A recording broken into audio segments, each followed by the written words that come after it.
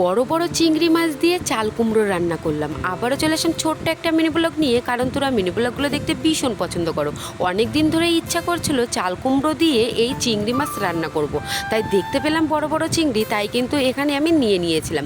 আর এই তো গাছের চাল কুমড়ো একেবারেই কিন্তু কচি। বাড়িতে যদি কোনো সবজি হয় তাহলে তো কোনো প্রশ্নই ওঠে না, একেবারেই কিন্তু তরতাজা সারমলিন মুক্ত। তো যাই হোক, একটা চাল কুমড়ো আমি কেটে নিয়েছি, আর অন্যটা যেহেতু চালের উপরে তাই আর কাটতে পারছিলাম না।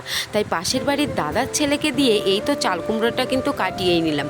ওর নামার সময় হয়েছে আর এক কাহিনি, তো ওটার সময় মইদে উঠেছে, নামার সময় আর নামতেই চাইছে না। অনেক কষ্ট করে বাবা শোনা বলে তারপরে কিন্তু ওর নিচে নেমেছিল। তো যাই হোক, সেই সমস্ত কথা বাদ দিলাম। বড় বড় চিংড়িগুলো কেটে নিয়ে লবণ আর হলুদ কিছুক্ষণ ভালো করে মাখিয়ে রেখেছিলাম, যাতে মাছের মধ্যে একেবারে লবণ হলুদ পারফেক্টভাবে ঢোকে।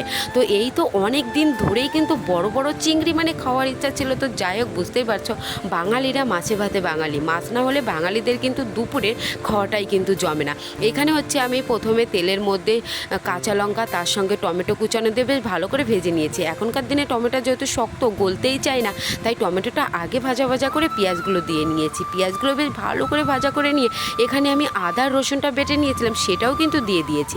এবারে তো চাল কুমড়ো আর আলুগুলো বেশ বড় বড় সাইজের করে কিন্তু কেটে নিয়ে সুন্দর করে কিন্তু কষিয়ে নিই। এবার চলো তোমাদের একটা মজার কথা বলি।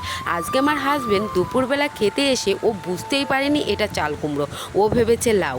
তো লাউ ভেবে আজকে কিন্তু ও বেশ ভালোই কিন্তু ভাত খেয়েছে। যদি আমি চাল কুমড়োর কথা বলতাম তাহলে কিন্তু তরকারিটা পাতেই নিত না। এটাই হচ্ছে নিনজা টেকনিক। তো যাই হোক, এই তো এখনও কিন্তু আমার রান্নাটা কমপ্লিট হয়নি। তো এখানে আমি দেখছি যে পারফেক্টভাবে সিদ্ধ হয়ে গেছে কিনা। হ্যাঁ, আলুগুলো সামান্য একটু সিদ্ধ হওয়া বাকি ছিল, তাই কিছুক্ষণ ঢেকে সুন্দর করে রান্না করেছি। গরম মশলা দিয়েও কিন্তু কালারটা আনার জন্য কিছুক্ষণ ঢেকে দিয়ে রাখা দিয়েছিলাম। আর ঢাকিয়ে রাখলে কিন্তু কালারটা বেশ সুন্দর আসে। এবার আমি প্লেটে সার্ভ করে নেব। তো যাই হোক, গরম ভাতের সঙ্গে এখানে নিয়ে নিলাম 2 টুকরো লেবু, তার সঙ্গে পেঁয়াজ, আর এই তো চিংড়ি মাছ। জাস্ট অসাধারণ, এতটা সুন্দর হয়েছিল সেটা তোমাদেরকে কী বা বলবো। একটা কথা কি, মাছ আসলেই যে চিংড়ি মাছ মালাইকারি অন্য সমস্ত কিছু রান্না করে খেতে হবে এরকম কিন্তু কোনো মানে নেই।